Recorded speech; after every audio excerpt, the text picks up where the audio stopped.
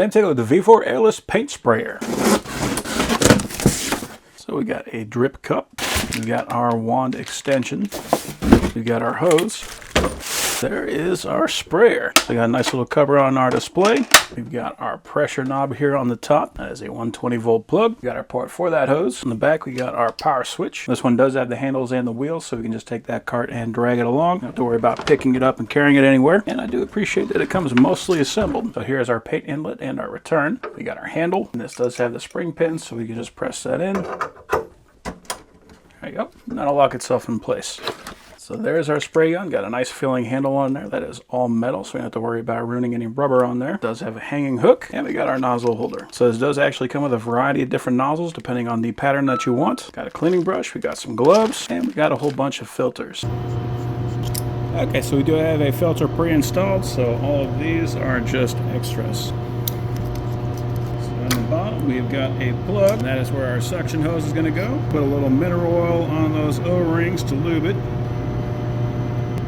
Will push in. And then the Ziploc bag, we've got a little clip, and that is going to fit inside of a channel right in here.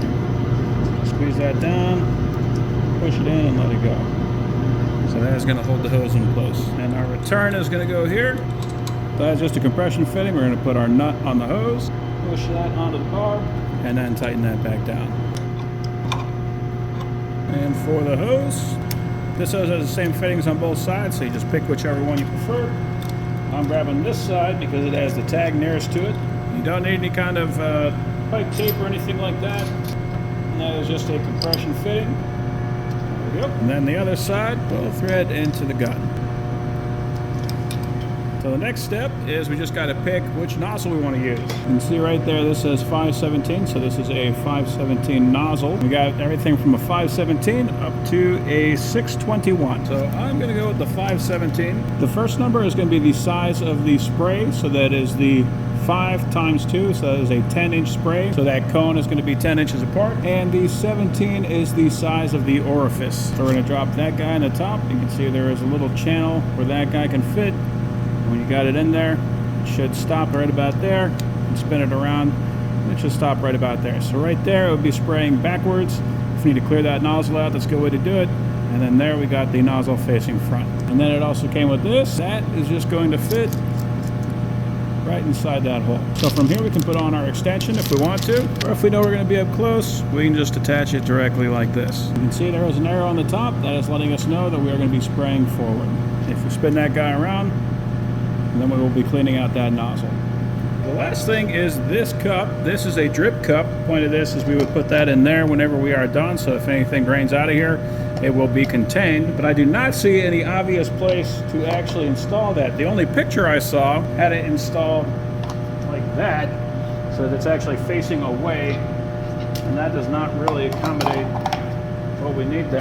There is a hole on this cup, so we could just run a screw through here pretty much anywhere, but not really sure where you want to put that. It seems kind of like this was an afterthought. I think I will probably put it there. We're still going to need to have a way to attach that hose, because if we don't have it attached, it's going to kind of spring off anyway. Just one of those minor things, not a big deal. The only thing I could definitely say I appreciate about this model is because we got that handle on there. We also got that rack. So we got a spot to put everything. It did also come with this paint strainer. So the idea with this is we would put that on top of our bucket, and then we would take our bucket of paint, run it through there. If there was any chunks, this strainer should catch it. All right, so I got the pressure all the way down.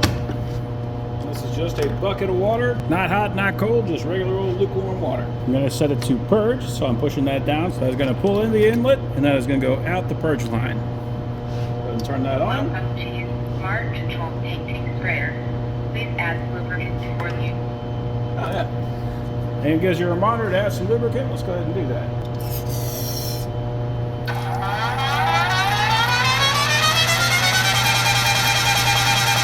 So right now we got it on purge, so it's sucking water up the inlet and sending it out the purge tube.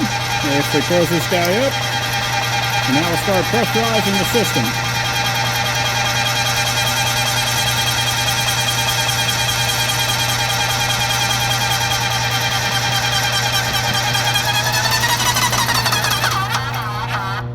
Okay, so we have hit pressure,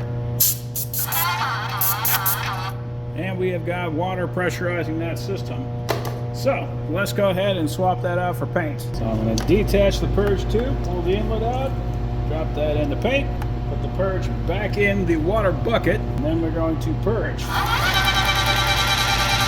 this is going to pull paint up into the tube. When we see paint coming out of the purge, then we swap it back.